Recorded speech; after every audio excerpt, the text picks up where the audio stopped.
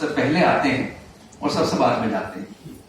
سب سے پہلے اس لیے آتے ہیں کہ ہمیشہ وقت کے پابند ہیں اور ان کا تعلق ٹیچنگ سے رہا ہے تو ان کو وہ عادت ہے ٹائمنگ کی. لیکن بعد میں اس لیے جاتے ہیں کہ اکثر صدر ہوتے ہیں یا مہمان خصوصی ہوتے ہیں تو یہ مجبوری ہوتی ہے کہ صدر جو ہے وہ آخر میں ہی گفتگو کرتا ہے.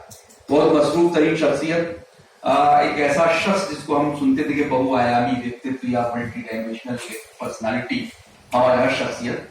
تو اختر الواسع صاحب کو جب ہم دیکھتے ہیں تو لگتا ہے کہ یہ چاہے درس و تدریس کا میدان ہو, چاہے ثقافتی میدان ہو, چاہے ادبی سلسلے ہوں, چاہے سماج سیوا ہو, یا پھر جو ہمارا انٹلیکچوئل کلاس ہے جس کو ہم دانشور طبقہ کہتے ہیں, وہاں کی محفلیں ہوں. ہر جگہ جہاں ہمیں ضرورت پڑتی ہے کچھ لوگوں کی, ان میں ایک نام پروفیسر اختر الواسع صاحب کا ہے. میں ان سے گزارش کر رہا ہوں کہ وہ تشریف لائیں. بہت سے لوگوں نے ان سے بولنا سیکھا ہے, اپنی تقریروں سے پوری دنیا لطفاندوز ہوتی ہے, لیکن اس میں ایک بات بھی ہوتی ہے, اس میں پیغام بھی ہوتا ہے. میں گزارش کرتا ہوں آپ کے سب جانے کو خاص اسٹیج پر تشریف فرما صاحبان حضرات, محترم خواتین و حضرات, میں سب سے پہلے آپ کی طرف سے, اپنی طرف سے عتیق مظفر پوری صاحب کو خراج عقیدت پیش کرتا ہوں.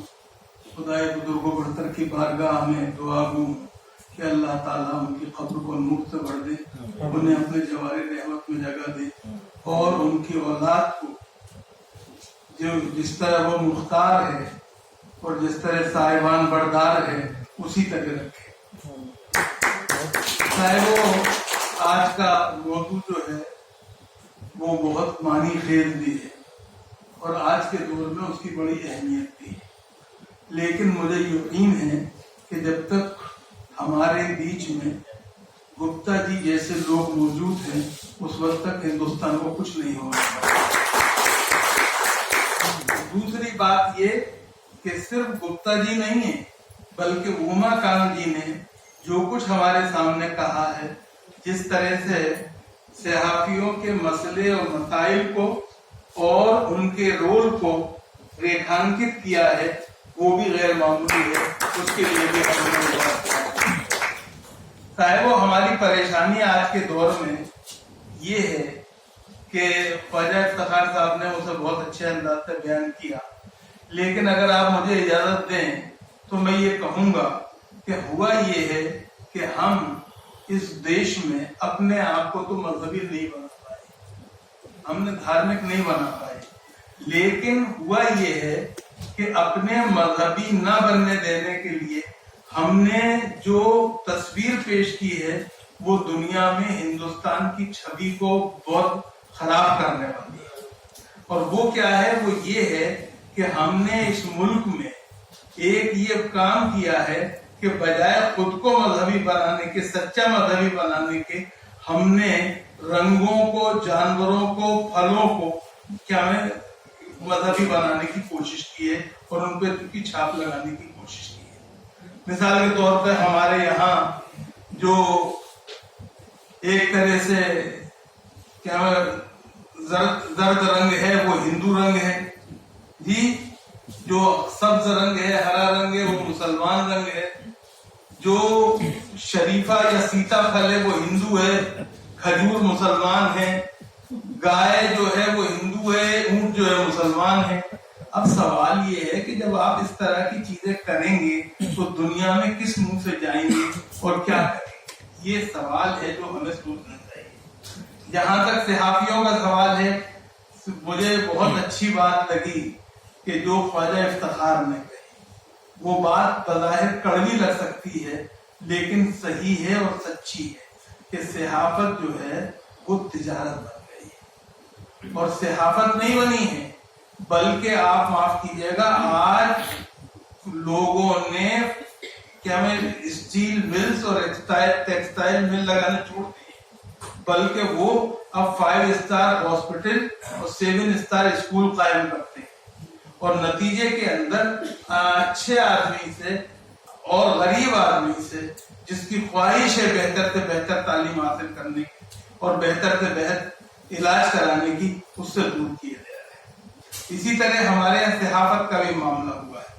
صحافت جو ہے وہ بنیادی طور پہ, مجھے معاف کیجیے گا ایک بات یہ کہنے کی اجازت دینے دیجیے, وہ یہ کہ صحافت میں بھی ہر ساری صحافت کو ایک رنگ میں رنگ دینا اور ایک طرز پر ڈال دینا صحیح نہیں ہے. میں معافی کے ساتھ عرض کرتا ہوں اردو کا قاری اور اردو کے قاری کی حیثیت سے مجھے یہ کہنے میں آپ کے سامنے کوئی شک نہیں ہے کہ جو کچھ گپتا صاحب نے کہا ہے, عمر خان جی نے کہا ہے, اردو کے صحافی عام طور پہ اسی جذبے کے ساتھ کام کرتے ہیں. وہ بنیادی طور پہ اس طرح سے خیمہ میں نہیں بٹے ہیں جہاں پہ کیا میڈیا نے اپنے آپ کو ایسا کر دیا ہے کہ آج اس کی بات پہ یقین کرنے کو تیار نہیں ہوتے. تھوڑا سا یہ بڑی پریشانی کی بات ہے. یہاں گوگل کی بات کی گئی, یہاں پہ واٹس ایپ یونیورسٹیز کی بات کہی گئی, یہ تمام چیزیں اپنی جگہ ہیں. میں سمجھتا ہوں کہ گوگل علیہ الرحمہ سے جتنا دور رہا جائے اتنا بہتر ہے, کیونکہ سب سے زیادہ مسلیڈنگ اگر کوئی ہے بنیادی طور پہ تو وہی ہے. کیوں کہ معاف کیجیے گا, گوگل جو کچھ کہہ رہا ہے اپنے آپ نہیں کہہ رہا ہے, اس کو کسی نے فیڈ کیا ہے, اور فیڈ کرنے والے کی نیت اور ارادہ جو ہے وہ بنیادی طور پہ کام کرتا ہے, جس کے نتیجے میں وہی جواب آتا ہے جو کہ اس کا فیڈ کرنے والا اسے بتاتا ہے. ہمیں اس بات کا خیال رکھنا چاہیے. اسی طرح سے جو واٹس ایپ کا معاملہ ہے, میں ایک بات, یہاں پہ صحافیوں کی بات ہو رہی ہے اس لیے یہ بات کہنے کی مجھے اجازت دیجیے کہ چھپے ہوئے حرف کی حرمت ختم نہیں ہونے والی, یہ خیال رکھا ہے. کچھ کتنا ہی زمانہ سوشل میڈیا کا آ جائے وہ اپنی جگہ ہے, لیکن جو چھپے ہوئے لفظ کی حیثیت ہے, حرمت ہے, اس کا جو ایک طرح سے درجہ ہے وہ ختم ہونے والا نہیں ہے. اس کو ہمیں سمجھنا چاہیے. میں ایک دفعہ پھر یہاں پر آپ کا بہت سما خراشی ہو چکی ہے, میں صرف ایک بات کہنا چاہتا ہوں کہ ہمیں آج ضرورت ہے کہ ہم عتیق مظفر پوری جیسے صحافی ہمارے بیچ میں ہو. اس لیے نہیں کہ وہ صحافی خالی تھے, بلکہ اس لیے بھی کہ ذاتی زندگی میں بھی وہ انہی چیزوں کو فالو کرتے تھے جو ہم سے اور آپ سے توقع رکھتے تھے. انہوں نے بنیادی طور پہ اردو زبان کو اپنا اوڑھنا بچھونا بنایا اور اپنے بچوں کو بھی اردو کی تعلیم دلائی, اور جیسا ہم دیکھتے ہیں ان کے بچے اس دوڑ میں کسی سے کم پیچھے نہیں رہے ہیں, اس کے باوجود کہ انہوں نے اردو سے تعلیم حاصل کی. یہ بات میں نے اس لیے کہی یہاں پہ خاص طور سے کہ وہ لوگ جو آج اردو کے زوال کے لیے سرکاروں کو ذمہ دار قرار دیتے ہیں, وہ یہ بھول جاتے ہیں کہ سرکاریں زبانوں کی ترقی اور عروج کے لیے کبھی ذمہ دار نہیں ہوتی, نہ ان کے زوال کے لیے ذمہ دار ہوتی ہیں. زبانیں اپنے بولنے والوں, پڑھنے والوں اور لکھنے والوں کے ذریعے آگے بڑھتی ہیں اور آگے بڑھتی ہیں اور جگہ بناتی ہیں. آج ہماری پریشانی یہ ہے کہ ہم نے زبانوں کا رشتہ دل سے جوڑنے کے بجائے پیٹ سے جوڑ رکھا ہے. ہم یہ بھول جاتے ہیں کہ چار چیزوں کا رشتہ, زبان کا رشتہ معدے سے نہیں دل سے ہونا چاہیے. ایک ماں, ایک مذہب, ایک ملک اور ایک مادری زبان, یہ خیال ہمیں رکھنا چاہیے. اور عتیق صدیق مظفر پوری صاحب جو تھے, ان کا رویہ, ان کا طریقہ, ان کا شوق, ان کا ذوق اور ان کا اردو سے تعلق اسی طرح کا تھا کہ انہوں نے اس کے لیے کوئی سمجھوتا نہیں کیا. اور یاد رکھیے, اگر تربیت اچھی ہوتی ہے تو اولاد بھی اچھی نکلتی ہے.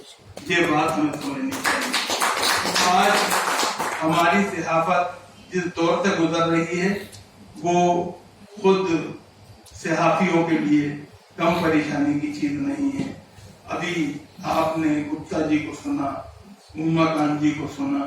میں سمجھتا ہوں کہ آپ بنیادی طور پہ ان جیسے صحافیوں کو کے ساتھ جوڑیے, ان کا ساتھ دیجیے, ان کے ساتھ آئیے, اور اس کے بجائے ان قوتوں کا رونا چھوڑ دیجیے جو کہ بنیادی طور پہ صحافت کو तिजारत समझते हैं और कुछ नहीं। बहुत बहुत शुक्रिया।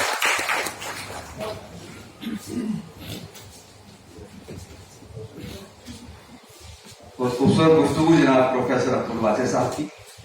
अतीक मुजफ्फरपुरी साहब एक शख्स थे, एक नाम है, लेकिन आपने देखा कि उनके हवाले से आज कितनी बातें यहाँ पर इस खूबसूरत प्रोग्राम में हुई। अतीक मुजफ्फरपुरी साहब की शख्सियत पर रोशनी डाली गई, उनके वो पहलुओं के जो बहुत से लोग जिनसे नावाकिफ थे उनका जिक्र हुआ, उनके बच्चों ने उनकी तरबियत का अंदाज आपको बताया कि उनका क्या रवैया था और जबानों को लेकर उनकी क्या जज्बातियत थी, वो जिक्र हुआ। सहाफत पर बात हुई, उसमें तमाम तरह की सहाफत का जिक्र हुआ, इलेक्ट्रॉनिक भी, प्रिंट भी, सहाफत के चैलेंजेस की बात हुई, सरकारों की बात हुई और उस तहजीब की बात हुई कि जो यहाँ की पुरानी सदियों पुरानी परंपरा है कि जो नफरतों से कभी मुतासिर नहीं होती है, वक्ती तौर पर ये झोंके आते हैं, इस बार जरा देर तक आ गए ये आंधी, तो ये खत्म हो जाएगी। तो इस प्रोग्राम में बड़ा खूबसूरत पैकेज था, इसमें बड़ी शख्सियतें मौजूद थी, हर मैदान के लोग मौजूद थे। उसमें कोरोना का जिक्र भी किया हुआ खान जी ने, किस तरह बैरिकेडिंग्स की दी गई है सहाफियों के लिए। कोरोना की आड़ में तो क्या क्या हो गया साहब, आज भी जो रास्ते जहां बंद कर दिए गए थे, जो गलियां बंद थी, वो आज तक बंद है। अस्पतालों के दरवाजे बंद किए गए थे, आज तक बंद है। यूनिवर्सिटीज के गेट बंद थे, वो आज तक बंद है। तो खुलवाइए इनको भाई, अब कोरोना जा चुका है। तो ये बड़ा अच्छा पहलू आपने उठाया। बहरहाल मैं ये चाहता हूं कि अब आखिर में शुक्रिया अदा करने के लिए मैं जावेद रहमानी साहब, जो साहिबान के जनरल सेक्रेटरी हैं और साहिबान अखबार के एडिटर भी हैं, अंजुमन तरक्की उर्दू हिंद से वाबस्ता हैं, और अतीक मुजफ्फरपुरी साहब ने जो सरमाया छोड़ा है उसका एक खूबसूरत हिस्सा है। मैं उनसे गुजारिश करता हूं कि वो तशरीफ लाएं और शुक्रिया अदा करें। मारूफ रजा खान साहब तशरीफ लाए, मैं उनका खैर मकदम करता हूँ, सीनियर जर्नलिस्ट हैं। मोहतरम जावेद रहमानी साहब, फॉर वोट ऑफ थैंक्स। इस वक्त मेरी मुश्किल इतनी बड़ी हुई है कि मैं महताब साहब सामने खड़े हुए हैं और बस वो कह रहे हैं 2 मिनट में अगर आपसे शुक्रिया करके बाहर आ जाइए। मेरा ख्वाहिश थी कि मैं फर्दन आप तमाम हजरात का नाम लेता, शुक्रिया अदा करता, लेकिन मजबूरी ये है कि 6 बजे हॉल जो है किसी और प्रोग्राम का किसी साहब ने बुक कर रखा है, तो यकीनन उनको 15 मिनट तैयारी के लिए चाहिए। तो मैं एक लफ्ज में आपका इंतहाई दिल से ममनून हूँ और आपने जो हमें आपकी इज्जत बख्शी है, ये यकीनन ये लफ्जों में बयान नहीं किया जा सकता। इसके लिए तो दिल में ही आप महसूस कर सकते हैं, वो मैं महसूस कर रहा हूँ। महताब साहब यहाँ दवायक के बहुत सीनियर उर्दू के एडिटर हैं।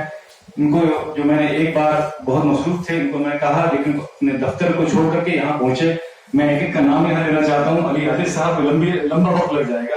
मैं अपने मुअज़्ज़िज़ मेहमानों का, खास करके मोइन शादाब साहब, बहुत खूबसूरत निजामत जाहिर है, आप तो पूरे निजामत के वो कहते हैं कुतुब मीनार है। और हमारे जयशंकर गुप्ता जी, हमेशा मुझे आपने गार्जियन का मतलब बनाया और मुझे इसका एहसास भी है कि हमेशा आप मेरी खैर लेते हैं, पूछते हैं। और प्रोफेसर अब्दुल वासिफ साहब हमेशा कहते हैं कि हमारे सर पे साहिबान कायम है तो परेशान ना हो। तो ये अब्दुल वासिफ साहब की ये बहुत अच्छी बातें हैं। और ख्वाजा इफ्तिखार साहब तो मेरे गार्जियन ही हैं। उसमें जैसा कि उन्होंने बताया भी कि वालिद के जाने के बाद जो एक महसूस होता है दुनिया में कैसे जीना है, क्या करना है, मुझे इसका कतई कहीं का एहसास नहीं हुआ कि मेरे सर पे बाप का साया नहीं है। आप सब जो है वो कमी को मुझे सिर्फ तौर पर महसूस पूरा कर रहे हैं। मैं आप तमाम हज़रात का शुक्रिया अदा करता हूँ, खासकर वहाँ का नखर का, आप स्टूडियो में थे, आप रिकॉर्डिंग में थे, वहां से उन्होंने किस तरह से वक्त निकाला होगा, यहाँ तशरीफ लाए। माफ कीजिएगा मैंने सबका नाम नहीं लिया है, लेकिन सबका मैं इंतहाई दिल से शुक्रिया अदा करता हूँ। बहुत शुक्रिया।